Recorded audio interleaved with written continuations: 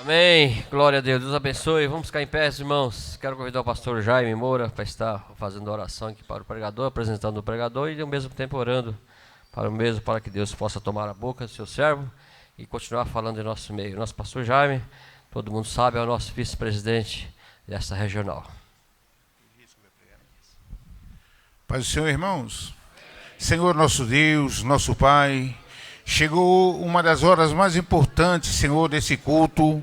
É a hora de nós ouvirmos a sua palavra, aprendermos mais uma partícula da tua palavra, Senhor. Abençoa o teu servo, que já está, Senhor, com a palavra, ó Senhor, inspirada no seu coração. Vamos receber com muita alegria o nosso pastor Elias, para a glória e louvor do nome de Jesus.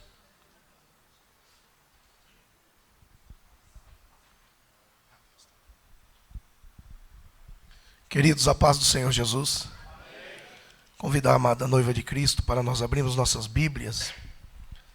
Evangelho de Mateus, capítulo 19. Louvo a Deus pela vida dos irmãos, também pela minha vida nesta noite, por podermos estar aqui na casa do Senhor, né? Sabemos que muitos irmãos, nesse momento, estão encontrando algumas dificuldades para chegarem aqui mediante a chuva, né? Choveu aqui para nossas regiões aqui de Mauá, dificulta algumas coisas, mas louvo a Deus pela vida dos irmãos que estão presentes aqui. Sou grato a Deus pela oportunidade e nessa noite nós queremos trazer uma palavra de forma orientativa, não somente para a igreja, mas também para a minha vida.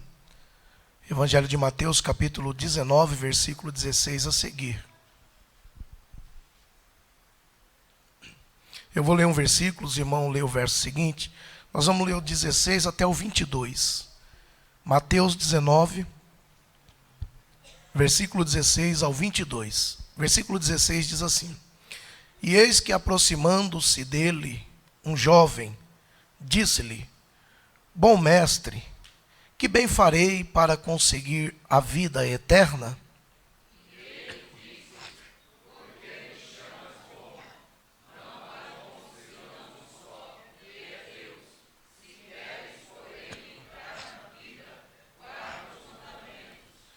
Disse-lhe ele: Quais? E Jesus disse: Não matarás, não cometerás adultério, não furtarás, não dirá falso testemunho.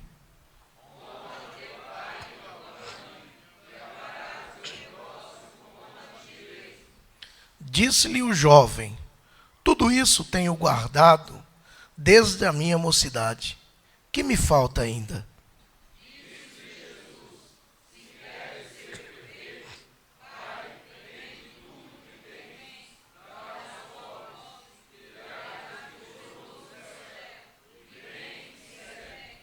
E o jovem, ouvindo essa palavra, retirou-se triste, porque possuía muitas propriedades. Amém. Podemos assentar. Queridos e amados irmãos, nós temos nessa noite uma palavra que tem nos provado o quanto Deus, Ele nos conhece. Nós, em determinadas situações, abrimos nossa boca e falamos que somos conhecidos de Deus. Porque tem situações na nossa vida que é bom sermos lembrados por Deus. Mas quando nós falamos que Deus é aquele que nos conhece, nós temos que entender que Ele não nos conhecerá nos momentos que nós achamos que devemos ser conhecidos, mas que Ele nos conhece mesmo antes que nos formasse sobre o ventre. Então, entendemos que o conhecimento de Deus para nós é muito mais além do que nós pensamos ou imaginamos. E através do conhecimento de Deus para a nossa vida, nos faz entender o quanto nós temos que termos cuidado quando nós nos apresentamos diante do Senhor. Esse cuidado de forma apresentativa, ele é um cuidado que mostra que nós que servimos a Deus, não apenas temos que aprendermos porque ouvimos, mas devemos ser verdadeiramente praticantes daquilo que ouvimos. É muito mais importante eu ser uma pessoa prática do que muitas das vezes eu ser uma pessoa teórica.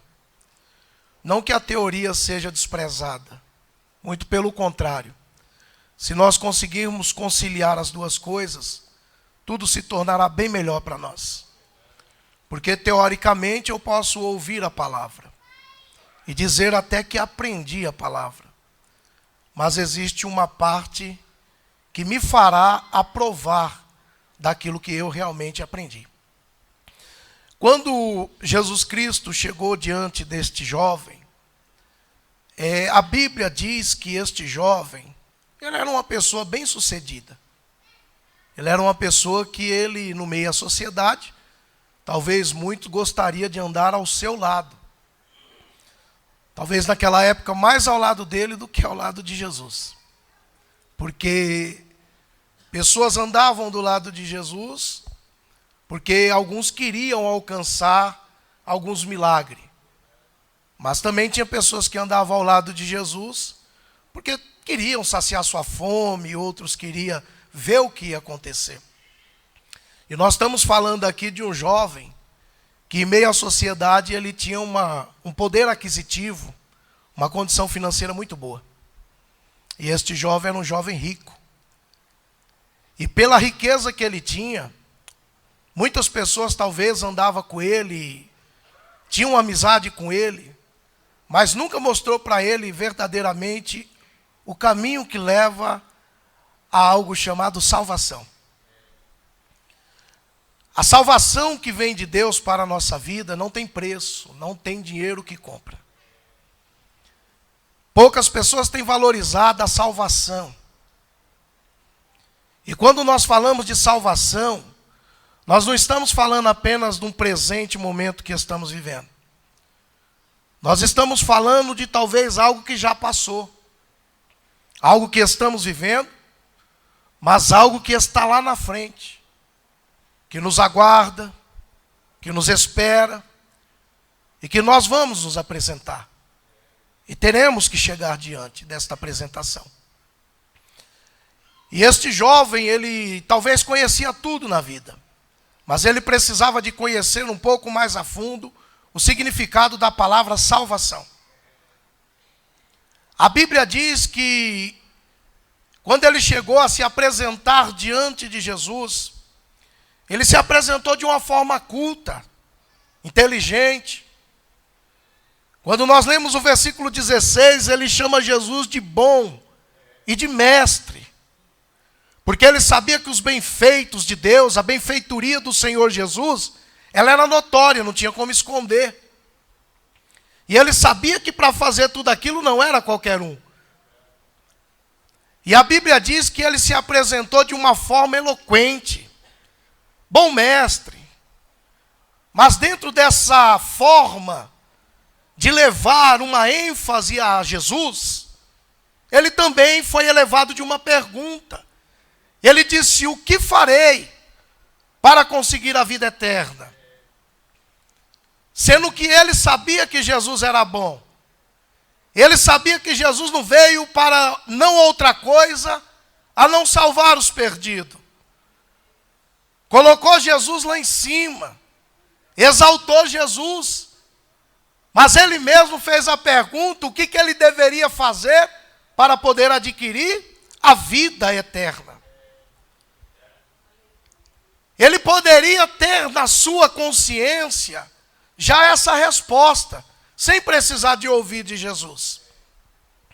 Mas quando pergunta, Jesus também responde, irmão. Jesus também conhece, ele vai responder.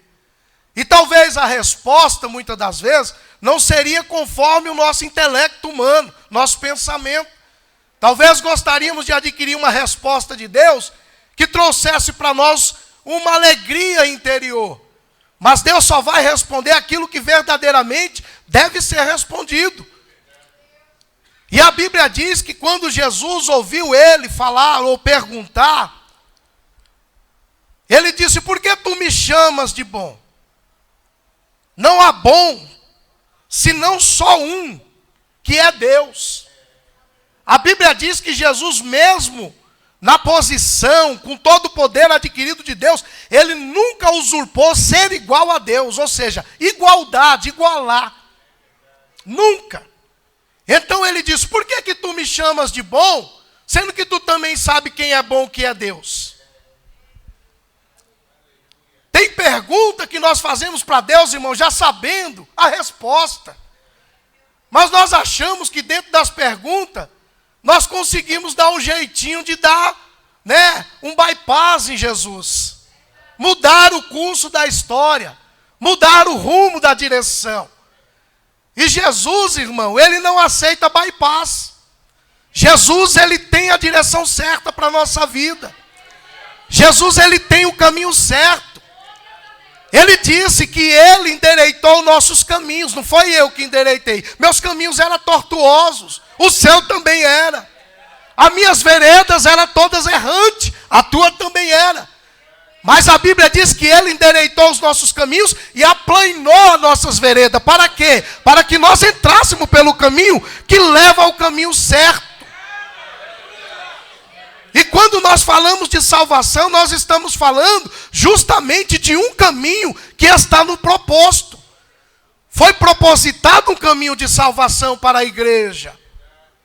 Mas também no meio deste caminho nós vamos encontrar alguns caminhos contrários, algumas contramão. E que nós não podemos entrar por ela. Porque nós conhecemos, nós sabemos. Queremos ouvir algumas coisas de Deus, mas já sabemos a resposta qual é. Mas aquele jeitinho de querer ouvir. E Jesus disse, olha, não tem outro bom a não ser Deus.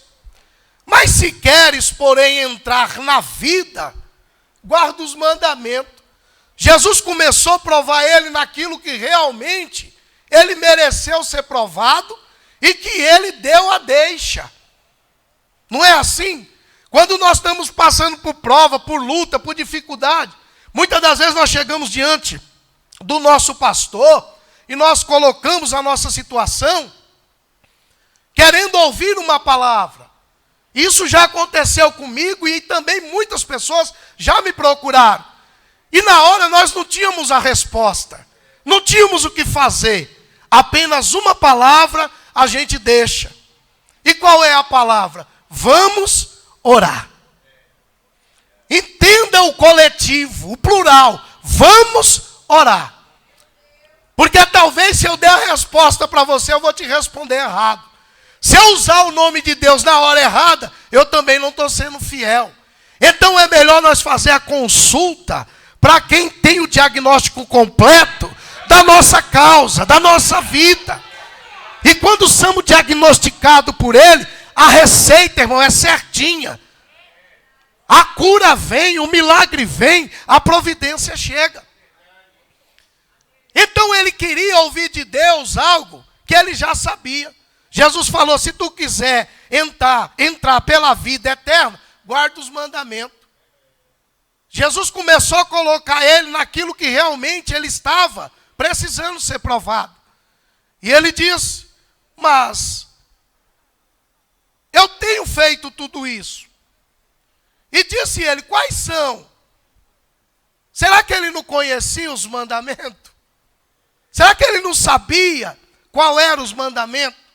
Se você sair aqui da igreja, for ali na rua, irmão, você perguntar quais são os mandamentos, talvez uma pessoa que nunca entrou dentro da igreja, ele vai responder pelo menos uns 4 mandamentos. Então ele conhecia os mandamentos, mas ele indagou a Jesus. Ele perguntou, e quais são os mandamentos? Jesus disse, não matarás, não cometerás adultério, não furtarás, não dirá falso testemunho. Ele ouviu isso, e logo em seguida, Jesus continuou, honra teu pai e a tua mãe, e amarás o teu próximo como a ti mesmo. No versículo 20 ele disse, tudo isso tenho guardado desde a minha mocidade. Que me falta ainda? Como é que eu vou perguntar uma coisa para Jesus sabendo da resposta? Eu sabia, para que eu vou perguntar daquilo que eu sei? Eu preciso de aprender do que eu não sei. Mas do que eu sei, eu preciso de ensinar. Ele poderia ter pego esta oportunidade e ter ensinado quem não sabia. Mas ele quis indagar quem tem e quem é o dono do conhecimento e da sabedoria. Mas ele quis indagar o dono da sabedoria e do conhecimento apenas para ouvir algo que viesse saciar o seu ego. Mas Jesus continua dizendo, ele só vai dar a receita em cima do nosso diagnóstico. Tem muito crente, irmão, que nos dias de hoje estão perdendo o foco da palavra. Nós estamos vivendo muito tempo de oba-oba, tapinha nas costas. Parece que a verdadeira palavra, tem hora que você vê até alguns irmãos entrando na palavra, você fala, agora vai. Né? Você fica torcendo, dando glória para aquilo que ele começou a ir. Mas depois você percebe que o curso da palavra muda, da oratória muda. Por quê? Porque estão preocupados justamente com pessoas e não com salvação. E não adianta falar que está preocupado com salvação, porque quem está preocupado com salvação, luta por ela, zela por ela, preserva. A Bíblia diz que o reino de Deus, ele é tomado à força. Então você tem que lutar, você tem que perseverar, você tem que ser fiel até o fim. Porque não é agora que eu vou ser vitorioso. Qual é a carreira que me foi proposta? O que eu estou esperando dentro da igreja, servindo a Deus? Me foi proposto uma carreira. E eu só vou ser vitorioso nessa carreira se eu for até o fim.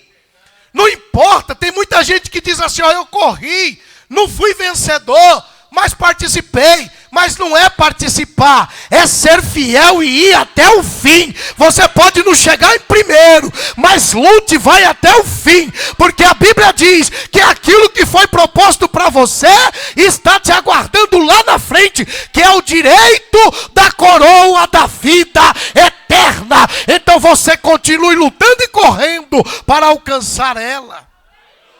Não mude nada. Não mude nada. Quem quiser mudar, que mude. Seja você aquilo que Deus te concedeu, te ensinou. Não precisa mudar nada. Porque tem gente que muda muitas coisas, querendo as coisas muito próximas, e não sabe o risco que está correndo. A Bíblia diz que esse jovem, ele tinha condição de tudo, humanamente falando, e no meio de uma sociedade. Mas a salvação é diferente. Não tem dinheiro que compra, não tem riqueza que compra. E quem deu esse direito da salvação para nós, a não ser Jesus, quando verteu o seu sangue precioso na cruz do Calvário? Foi Ele. Não tem preço. Mas eu sei que através do sangue que verteu, eu preciso lutar e de forma legítima até o fim. Nosso pastor Cícero foi muito feliz na leitura oficial, onde ele pegou aqui e diz que Tito, você pode ver que logo no cabeçalho, ele foi totalmente exortado a ser fiel.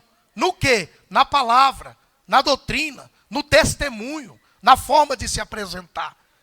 E o pastor disse, olha, foi bom, que não sobrou ninguém. Não foi assim que ele falou? Começou comigo. Cortou para todo lado.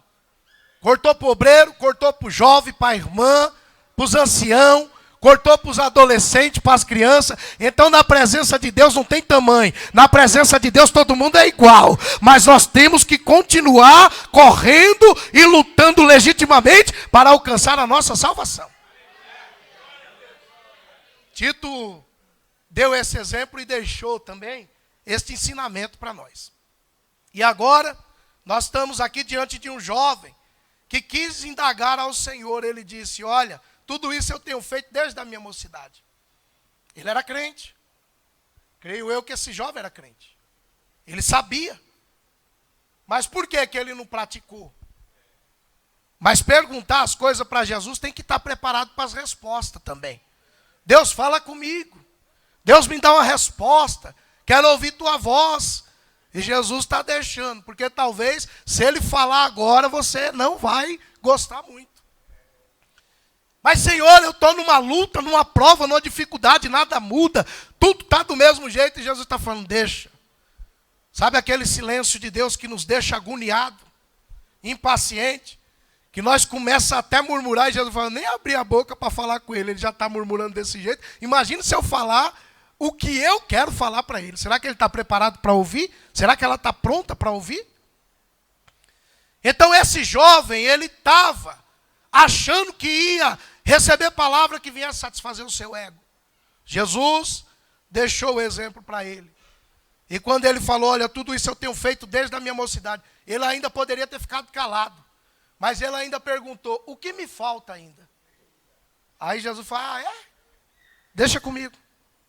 Está vendo, irmão? Se ele não tivesse falado, o que me falta ainda?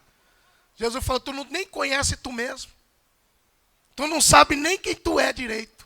Mas eu te conheço. Eu sei quem você é. Eu te conheço. Já que você está perguntando o que te falta, então Jesus, ele é educado e ele trouxe a resposta. Ele disse, se queres ser perfeito, vai, vende tudo que tu tens, dá aos pobres e terá um tesouro no céu. Vem e segue-me. Ele poderia ter ficado sem essa. Mas ele não perguntou, Jesus responde. Então, quando Jesus estiver em silêncio com você, continua deixando ele fazer do jeito que ele quiser. Não fica forçando a barra, não. Não força a situação. Deixa. Eu sei que o silêncio de Deus dói. Eu sei que o silêncio de Deus machuca. Mas tem hora que é o remédio que está fazendo efeito, irmão. Tem que deixar fazer efeito. E quando Jesus falou para ele, ele não gostou muito não. A tristeza bateu no coração dele, ao ponto dele rapar fora. Saiu fora.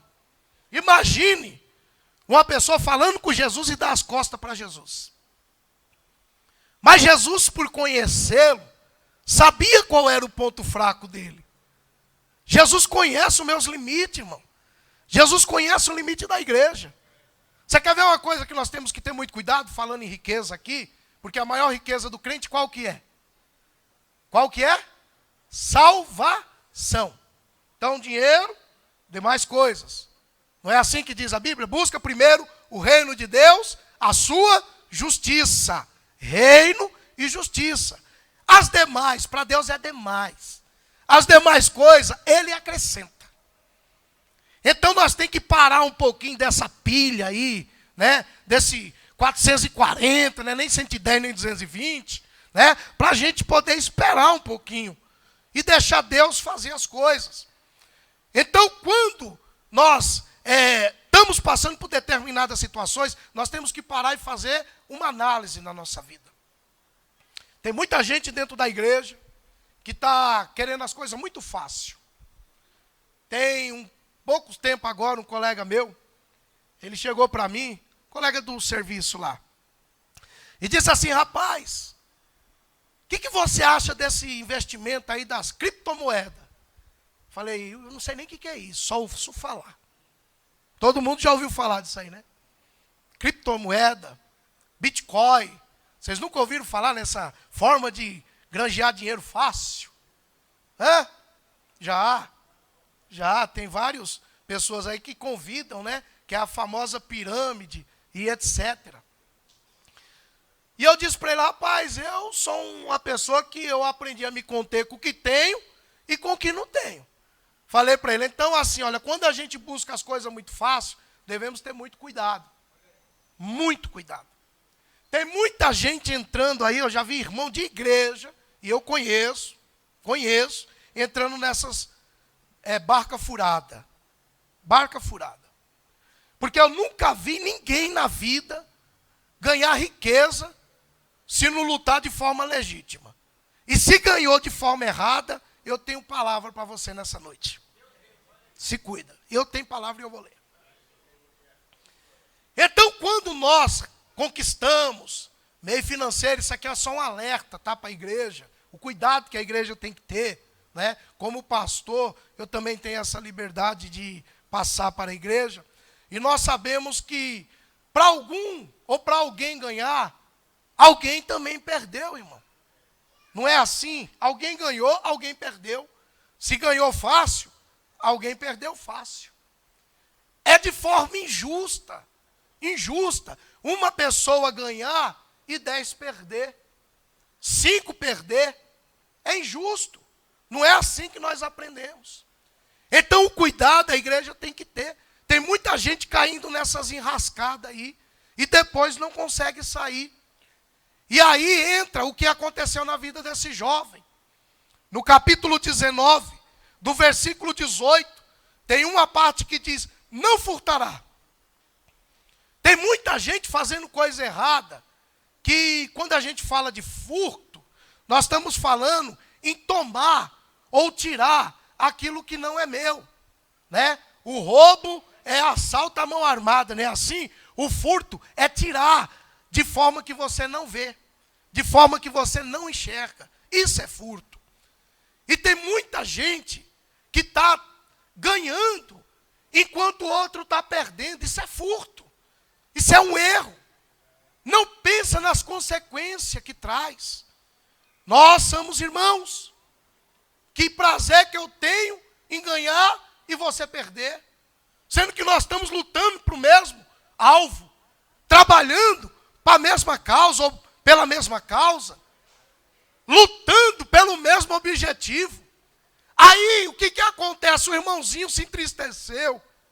Ele não pensou que um erro dele, ou um erro meu, te prejudiquei.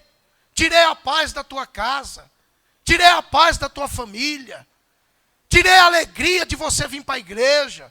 Entristeci a tua casa e a tua família. Pastor, mas a salvação é individual. Mas tem gente que precisa ser ajudada, irmão. Até para ser salvo. Precisa ser ajudado. E aí a pessoa sofre. Famílias estão sofrendo. Por quê? Porque alguém errou. Alguém não pensou no prejuízo que ia dar. E isso traz problemas para a sociedade, problemas para a família e problemas para a igreja também. A igreja de Cristo é uma igreja santa, lavada, remida, purificada. A igreja é considerada irmãos em Cristo. Para quê? Para que eu tenha alegria naquilo que eu tenho, mas eu tenho que ter alegria naquilo que você tem. Eu tenho que olhar para você e não ficar triste com você. Eu tenho que ter alegria da vida tua na presença de Deus. Então sai dessas barcas furadas, sai desses negócios fáceis. Eu vou convidar os irmãos para que abra a Bíblia em Atos capítulo 2. Eu não posso trazer prejuízo para o reino de Deus. Eu não posso. Judas levou o prejuízo propício, porque cometeu um erro. E nesse erro custou-lhe a vida e também a salvação. No capítulo 2, versículo 42, a seguir, nós estamos falando de cuidado, de irmãos e de igreja. Diz assim: e perseveravam na doutrina dos apóstolos, e na comunhão, e no partir do pão, e nas orações. Em cada alma havia temor, e muitas maravilhas e sinais se faziam pelos apóstolos. Todos os que criam estavam juntos e tinham tudo em comum.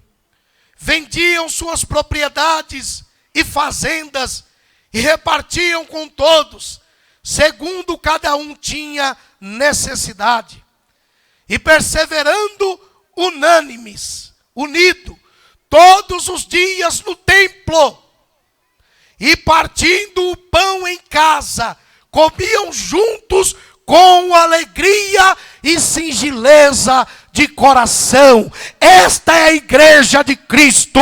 Esta é a igreja que precisa estar na terra, seja na comunhão, seja na oração, seja no partir do pão. Eu não posso furtar a tua alegria, eu não posso furtar o teu prazer de estar na igreja, eu não posso furtar o teu prazer de servir a Deus. Quer viver uma vida abençoada? Olhe para o teu irmão e veja a alegria dele, a alegria tua, a alegria da igreja. Ela tem que reinar. Tem que reinar. Eu não posso tirar. Eu tenho que ter cuidado. Tira a sandália dos teus pés, Moisés, porque a terra que tu está é terra santa. Que prazer que eu vou ter de tirar meu sapato aqui, de repente a meia está até furada, né, irmão? Né? Mas não está não, né, minha esposa? Nós queremos mostrar coisas que, irmão, não vira, não vai. Tem que acabar com essas coisinhas.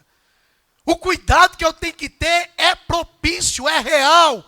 Eu saio da minha casa, eu vou para o trabalho. Você sai da sua casa, vai para o trabalho, vem para a igreja. Quando você vem, você já tem que vir com o teu culto dentro da tua alma, dentro da tua mente, dentro do teu coração. E falar, olha, eu vou chegar lá, eu quero ver meu irmão, eu quero ver minha irmã, eu quero dar um abraço, eu quero dar a paz do Senhor. Tem crente que não consegue mais olhar para a cara do irmão ou para o rosto. Deixa eu me corrigir e dizer, meu irmão, a paz do Senhor. Não consegue mais abraçar, porque aconteceu alguma coisa. Irmão, a casa de Deus é casa de providência, é casa de união, é casa de prosperidade, mas depende de nós, não é de outro não.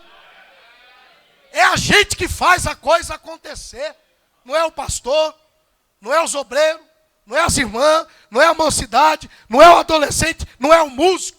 Cada um faz sua parte, sim. Através de cada um realizar a sua parte, nós tornamos e realizamos algo chamado celebração de um culto para Deus.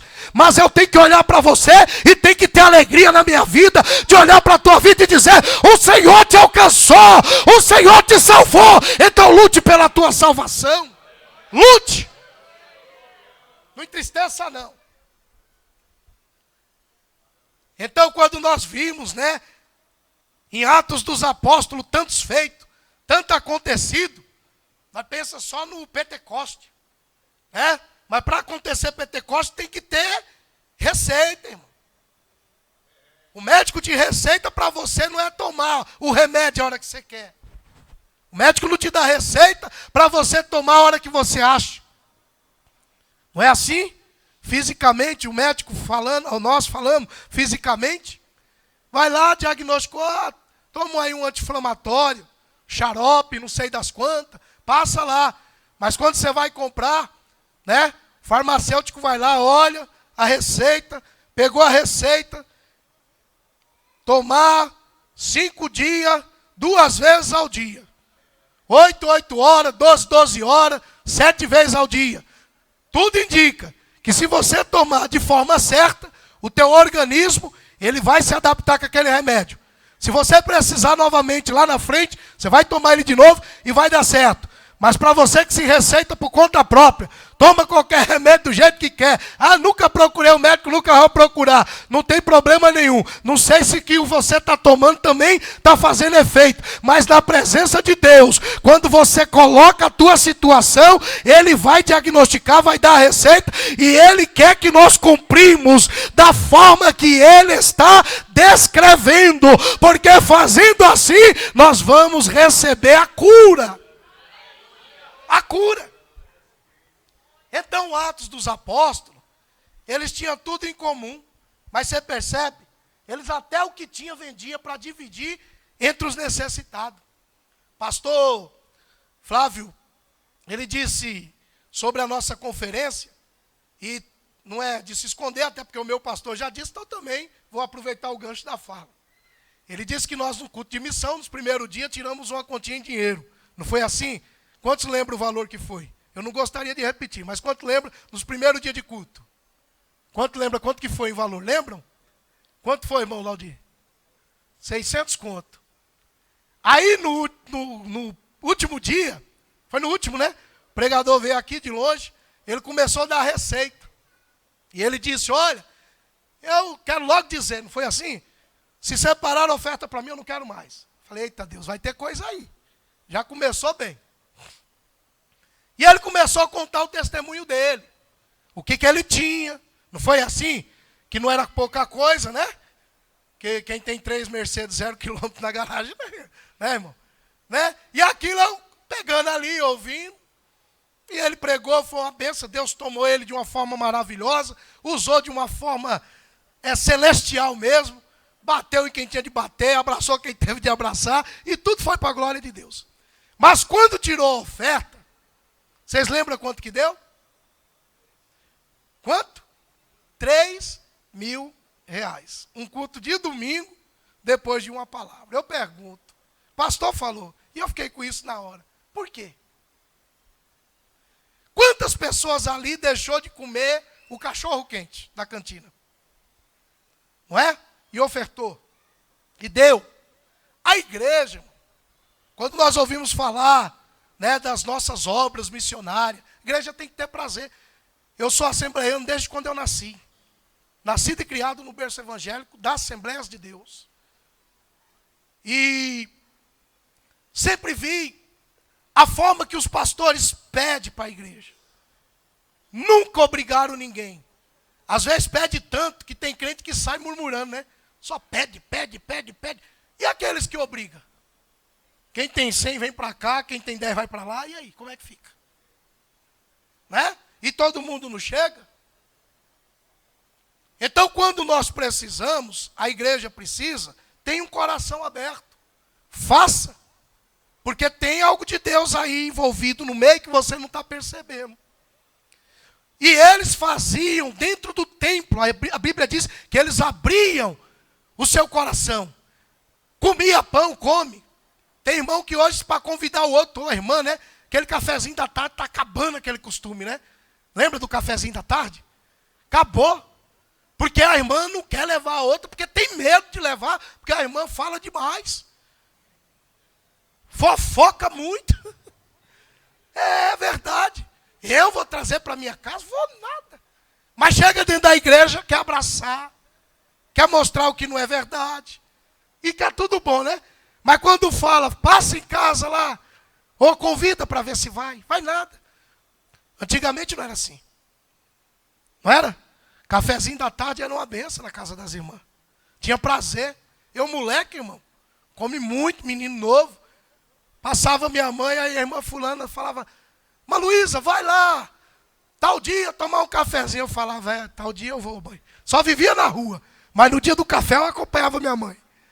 Porque eu sabia que eu ia pegar coisa boa.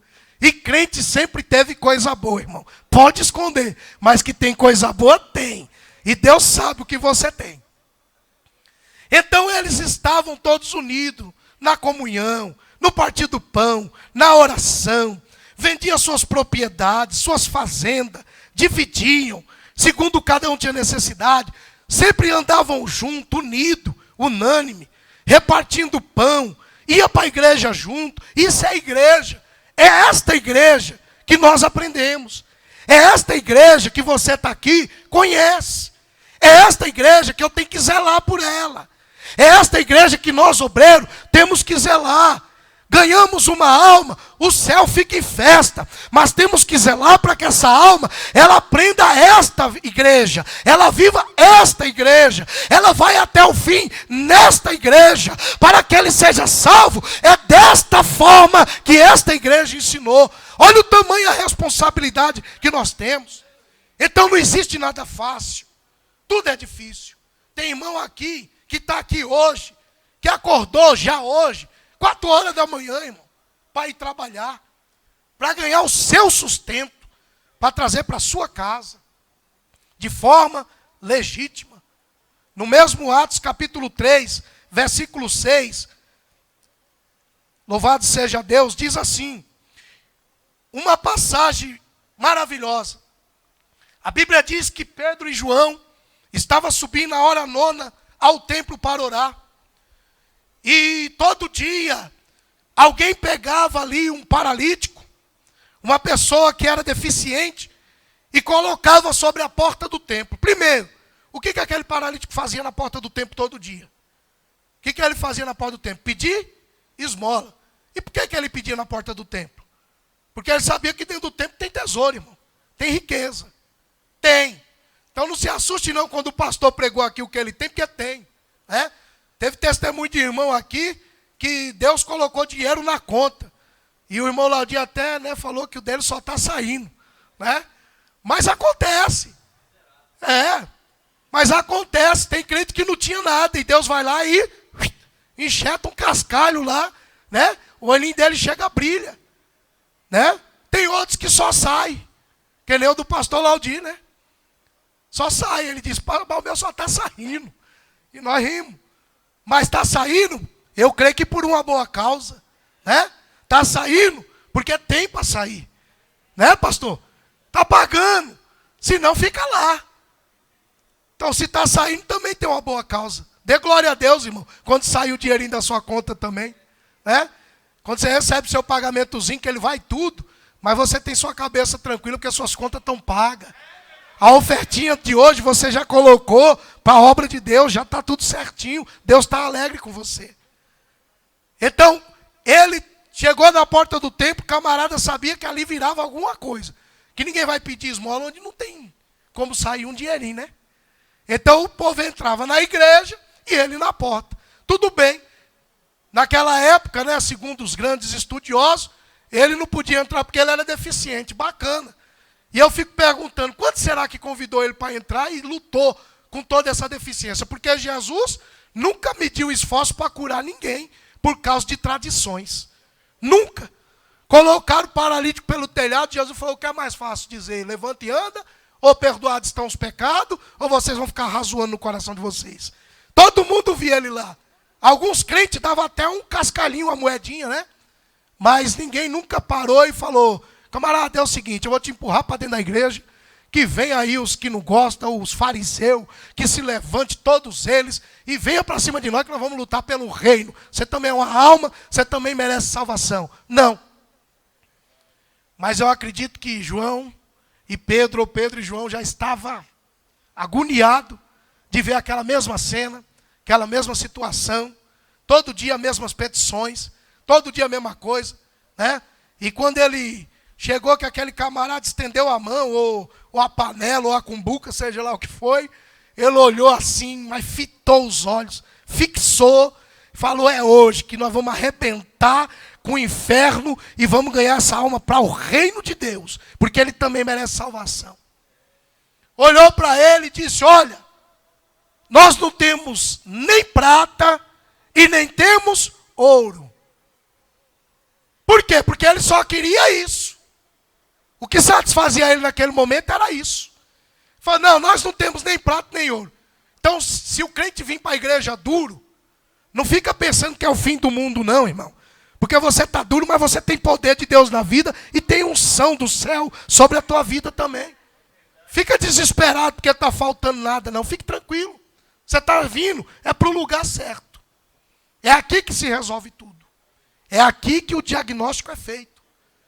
Olhou e disse, nós não temos nem prata e nem ouro. Mas o que nós temos, isso nós lhe damos. Em nome de Jesus, levanta e anda. Camarada ficou, como é que é? Levanta e anda. Rapaz, você está duvidando? Me dá aqui tua mão, ô homem de pouca fé. Levanta, rapaz. E quando ele levantou, os seus artelhos firmaram, seu calcanhar sentiu o chão de verdade. E aquele camarada olhou e disse, rapaz, eu não podia entrar não, mas agora eu vou entrar e ninguém vai me impedir mais. Eu vou entrar, vou pular, vou correr, vou dar glória. Sabe por quê? Porque na casa de Deus tem tudo, irmão. Tem providência do céu para a tua vida. Se é cura, se é dinheiro, se é providência, Deus tem um milagre para fazer. Seja fiel na casa de Deus. Seja. Não precisa de se desesperar. Não faz nada de errado. Não precisa de entrar em enrascada, em barca furada. Eu entrei numa situação que eu não desejo para ninguém na minha vida. Isso foi no ano de 96. Entrei na mão de um agiota, irmão. Meu Deus do céu, nunca vi um negócio tão horrendo. Talvez Deus está falando com alguém aqui. Se não tiver, também vai dando glória. E eu nunca vi um sofrimento tão terrível. No começo, parece que resolveu o meu problema. Depois, o negócio foi virando uma bola de neve. E eu comecei a preocupar com a família e querendo tirar a família de debaixo, porque o negócio já estava virando uma avalanche. E não tinha mais jeito de sair. Pedi para mandar embora da firma, não mandava. Falei, faça um acordo para pegar dinheiro para ver se eu me livrava daquilo. Vendi carro, vendi um monte de coisa. Olhava para o meu filho, olhava para minha esposa e prendia muita coisa, escondia muita coisa. Meu Deus, que coisa. E eu fui para a igreja. E Deus tomou um pregador. E naquele culto estava assim a igreja. Ele abriu a boca. E ele disse assim, ó, tem um homem aqui dentro. Que ele está com problema. E esse problema está acabando com a vida dele. Até aí normal, né? A gente duvida porque tem um monte de problema dentro da igreja. Um monte de irmão. Um monte de crente. Quem não tem problema? Ele disse, esse problema aí está acabando com você e você está aqui. E Deus está mandando eu te dizer que para ele esse problema não passa de um grão de areia. E até aí para mim normal, eu continuei descrente. Ele falou uma vez, 2 vezes, na terceira vez que ele falou, levanta porque esse problema para Deus não passa de um grão de areia. Deus vai te tirar dessa situação. Irmão, não sei o que aconteceu, mas na terceira vez que ele repetiu aquela palavra, tem hora que o crente tem que ser repetitivo.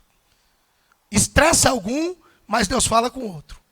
Se é para duvidar do novelo de lã, debaixo do sereno, irmão, deixa lá.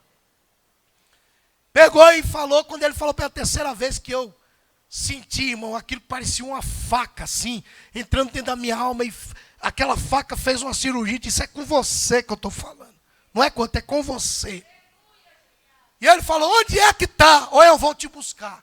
Falei, que vai me buscar nada, eu vou passar essa vergonha. Eu já sei que é comigo. E levantei a mão. Levantei a mão e vim à frente. Quando um homem de Deus, que você vê que está na autoridade do céu, te convidar, venha. Você tem toda a liberdade de fazer análise. Se você achar que não deve vir, fique no seu lugar também. Não faça número não. E vim. E quando eu estava na frente, Deus tomou aquele irmão de uma forma tão maravilhosa que tudo que ele falava na minha vida era real e estava acontecendo. Tudo. E ele falou, olha homem, para Deus está acabando. Ele está botando um ponto final. O grão de areia para ele é o fim. Tua história vai mudar. Saí daquela noite, daquele culto. Uma alegria que dentro de mim era irradiante, irmão. Contagiante mesmo. Fui trabalhar no outro dia. Uma bênção, uma alegria. Fui mandado embora. Uma alegria, uma bênção. Nada me machucava. Nada me feria, nada me derrubava. E continuei segurando a ponta da promessa. Sabe o que Deus fez? Não me pergunta como, que eu não sei te explicar. Eu nem sei como eu entrei na mão do agiota e nem sei como eu saí da mão dele. Não sei. Eu sei que Deus providenciou tudo, pagou tudo. Nunca mais na minha vida. Não vou dizer que eu não devo. Eu devo, mas pago o que devo e vivo do resto. Nunca mais na minha vida esse mal sobreveio sobre a minha vida. Por quê? Por causa de uma promessa. Então, quando nós agimos na presença de Deus de forma certa, é isso. Não tenho ouro, não tenho prata, mas eu tenho alguma coisa para te dar. O que você tem? Eu tenho salvação de Deus. Tu quer? Não é assim? Eu tenho providência de Deus. Você quer? Mas como que é esse negócio? Rapaz, vamos lá que eu vou te mostrar como é que é lá na igreja. E assim vai. E Deus faz a obra. Então, quando nós estamos dentro desta comunhão, dentro desta palavra, nós temos que andar tranquilo. Tranquilo. Porque tudo aquilo que Deus nos dá permanecerá. Agora, se não é de Deus, quem pode abrir Abacuque aí, que é um livro difícil, né, de achar. Capítulo de número 2. Vamos lá. Me ajudem. Abacuque, capítulo de número 2. Versículo de número 6 ao 9. Eu gostaria que, enquanto eu bebo água aqui, quem achou já leia, porque eu tenho pouco minutinho só aqui. Abacuque, capítulo 2, versículo 6 ao 9. Veja quando nós não estamos na direção de Deus, fazemos as coisas erradas, o risco que corremos. Leia.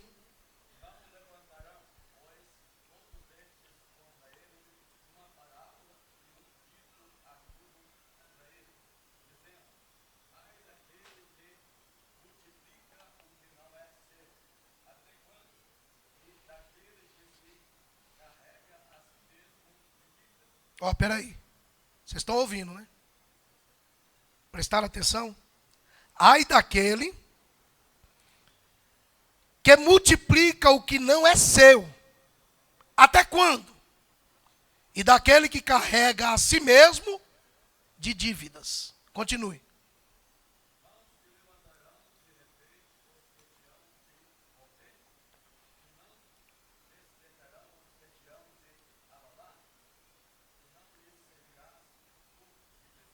Não é bom. Segura um pouquinho. Sabemos que nós corremos riscos. E quais são os riscos? Quem quer ser mordido? Ninguém. Só morde quem tem raiva. Quem ficou com raiva. E quando nós estamos acometidos de alguns problemas, que nem eu fiquei alguns anos atrás, eu estava correndo esse risco. De ser devorado. De ser mordido. De me abalar. Mais do que eu já estava abalado. E de me tornar um despojo. Continue.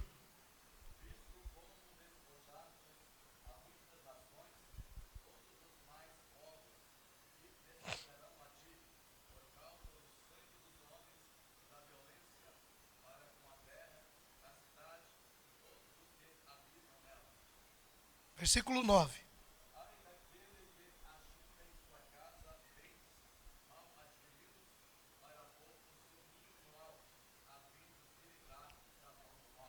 Deus abençoe.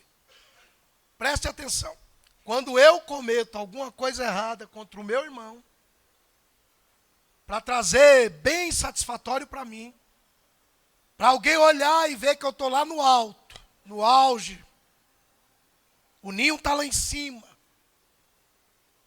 Se esse bem foi um bem mal adquirido, a Bíblia diz que esse bem não permanecerá. Porque quando fala, ai daquele que ajunta em sua casa os bens mal adquiridos, a Bíblia está dizendo é isso. Cuidado. Lute legitimamente. Zele pelo seu irmão como a si mesmo, que é bíblico. Ame o teu próximo como a ti mesmo. Eu não posso prejudicar você para satisfazer o meu ego, para tirar proveito de situações. Aonde por trás de tudo isso, eu estou dizimando talvez uma família para as garras do inimigo. É por isso que quando você quiser ver a igreja saudável, com vida, próspera, tem que estar que nem está em Atos capítulo 2. Unido. Quando esse negócio de estar junto, cuidado. Porque tem muita gente que só está junto, até quando deixa de estar junto. É muita coisa, muito ditado, muita gíria e pouca palavra. A igreja de Cristo é uma igreja viva. Nós vamos prestar conta, irmãos. Eu prestarei conta, você prestará conta, não apenas de si mesmo, mas nós que somos obreiros, prestaremos conta até dos irmãos dentro da igreja. Pastores, cuidado. Cortou mesmo, eu vou aproveitar a faca ou a espada. Cuidado. Cuidado que nós temos que ter, para não se envolver em tais situações. Quem quiser falar, que fale. Quem quiser desconfiar, que desconfie. Eu trabalho com 130 pessoas. Da 130, um olhou para mim e falou assim, mas você é pastor? Eu falei, graças ao meu bom Deus. Eu falei, pastor, trabalho? Eu falei, não, vem brincar aqui. Estou brincando, qual é a brincadeira? Irmão, porque não acredita, né? Acredita. Mas quantos profissionais nós temos dentro da igreja? Um monte. Não é assim? Tem um monte de profissional aqui, tudo qualificado.